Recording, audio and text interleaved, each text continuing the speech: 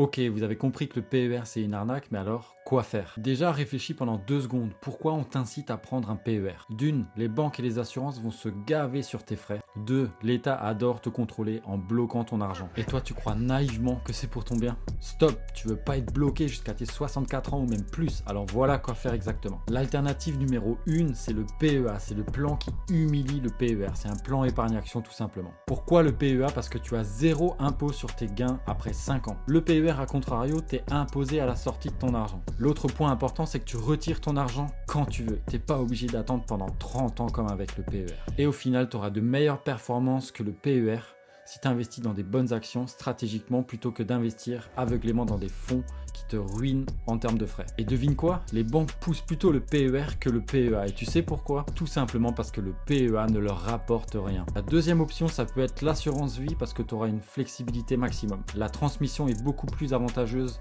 dans une assurance vie plutôt que dans un PER. Tu vas payer une blinde de taxes avec le PER si tu meurs. Avec l'assurance vie, tu n'as aucun blocage. Avec le PER, tu es piégé jusqu'à la retraite. Ce qui est bien aussi avec l'assurance vie, c'est que tu peux investir en bourse, en ETF, en fonds, bref, tu fais comme tu veux. L'option numéro 3, ça va être un classique, c'est l'immobilier. C'est plutôt avoir un cash flow que des faux espoirs grâce au PER. Dans le cas de l'immobilier, tu vas toucher des loyers, de l'argent tous les mois. Dans le cas du PER, pour pouvoir commencer à toucher de l'argent, tu vas tout simplement devoir attendre la retraite. L'autre point positif, c'est que tu pourras investir avec l'argent des autres, autrement dit, l'argent de la banque. Et là, tu vas pouvoir construire un patrimoine qui est vraiment transmissible. L'immobilier, par contre, ça demande un peu plus d'efforts, il y a des locataires à gérer.